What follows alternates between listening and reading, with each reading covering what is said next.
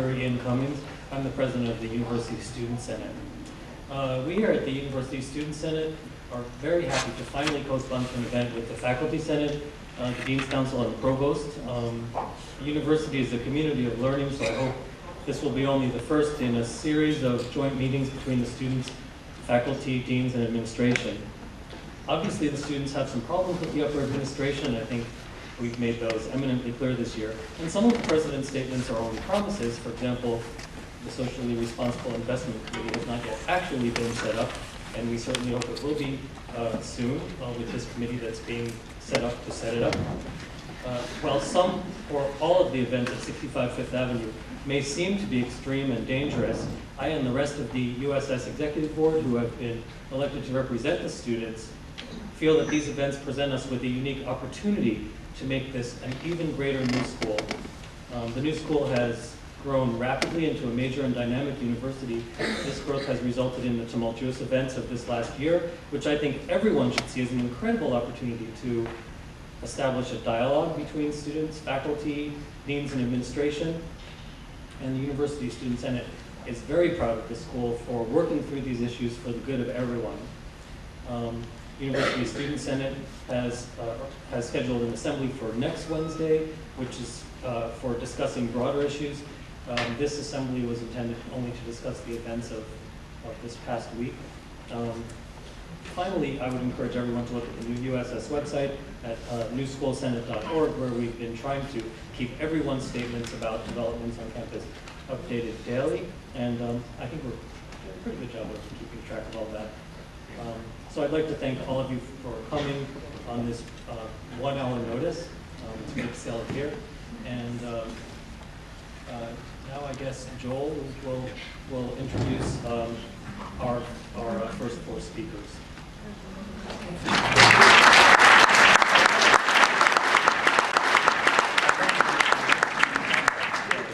Our first 4 speakers are 3 speakers. So we try to make it work. Not everyone could get here on 1 hour notice. I am going to ask first Roy Moskowitz, University General Counsel, to come up and speak first from his understanding of how events have been related to him from the perspective of the security, university security services, and what occurred as it was related to him, and then ask him to sort of shift a bit and contextualize that a bit for us from the perspective of the university. Again, I would just reiterate throughout the evening that we allow everybody to make their statements without either negating those or interrupting them with applause or not.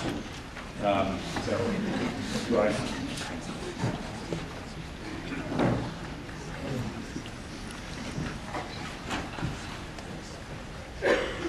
Good evening. I'm Roy Moskowitz, the General Counsel at the university.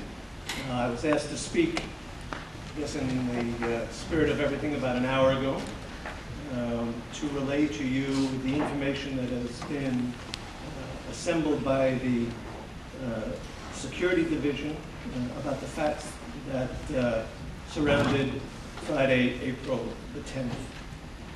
At approximately 5:25 a.m. On Friday morning, a maintenance employee of the new school, an individual who's been with the new school for approximately 15 years, was in the cafeteria at 65 Fifth Avenue. He heard a loud bang and then observed approximately 24 individuals with crowbars and locks at the side doors. As he exited the cafeteria, he was Can we not interrupt, please, while the presentations are being made? He encountered another group of individuals, some wearing face masks. He reported both being physically encountered by 4 individuals and was told to leave. At the time he was told to leave, the security 2-way radio that he had in his pocket was taken from him and told that he would not be given that back. When the maintenance worker left the building, he immediately contacted a security supervisor, asked for assistance. That security supervisor immediately came to 65 Fifth Avenue, where he interrupted additional individuals in an effort to gain entrance to 65 Fifth Avenue. An altercation ensued at that time between this security supervisor and these individuals.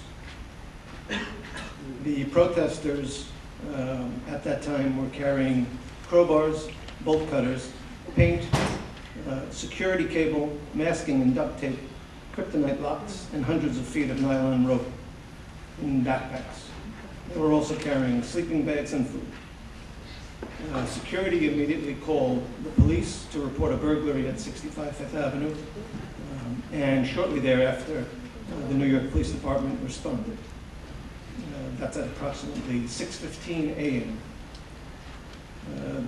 New York Police Department had been on alert since December of 2008, as there had been other attempts to gain entrance, forced entrance into the building between the initial incident in December and the incident on April the 10th.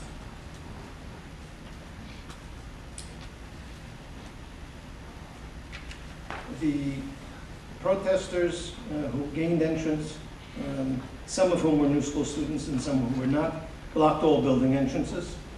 They used conduit pipe or hollow metal bars, heavy plastic-coated security cable, and gravity locks to block the doors, which were then reinforced with desks and chairs. They used crazy glue on all locks in the building and put duct tape over all security cameras and transmission devices, effectively cutting off the building's network service. They also cut through the cage inside the building cafeteria and smashed a cash register. Such bullshit! Between approximately 8:30 and 9 o'clock in the morning, 9 individuals, some with masks, some with hoods, appeared on the roof of 65 Fifth Avenue, where they made statements and hung banners over the Fifth Avenue side of 65 Fifth Avenue. From approximately 6:15 in the morning until 10:30 in the morning, New York City Police Department presence accumulated at the site, and at approximately 11:30 a.m., a group of individuals inside the building attempted to escape through an exit on 14th Street. An altercation ensued at that site as well. At approximately 11:45 a.m., New York Police Department... There'll be opportunity for everybody to have a chance to speak, so can we please not interrupt? At approximately 11:45, New York Police Department... This is taking really a long time, and no one is going to get a chance to speak. You read it, and you... There'll be opportunity for everyone to speak. Can we allow it to be a civil discussion, please? Thank you. When do the students get to speak? There are 2 students speaking after this. Thank you. That's the beginning of the discussion. Everybody's effectively going to get to speak. At approximately 11:45, the New York Police Department prepared to enter the building, and using a megaphone, Tim Sikorsky, the assistant head of security at the new school, warned the protesters that they would be arrested and that the New York Police Department was about to enter the building. Shortly thereafter, the police department entered the building, where 16 males and 3 females were arrested. Those are the facts that's been relayed to me. That's what the cops say. Where's the Paul Harvey version? Thanks, Frank.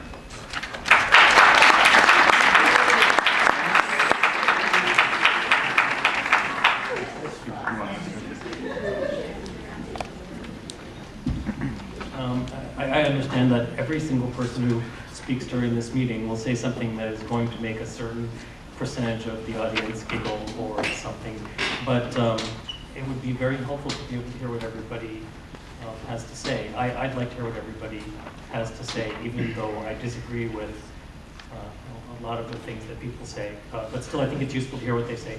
Otherwise, we can't. We've read that one. Well, everyone in the room hasn't read everything. Five times.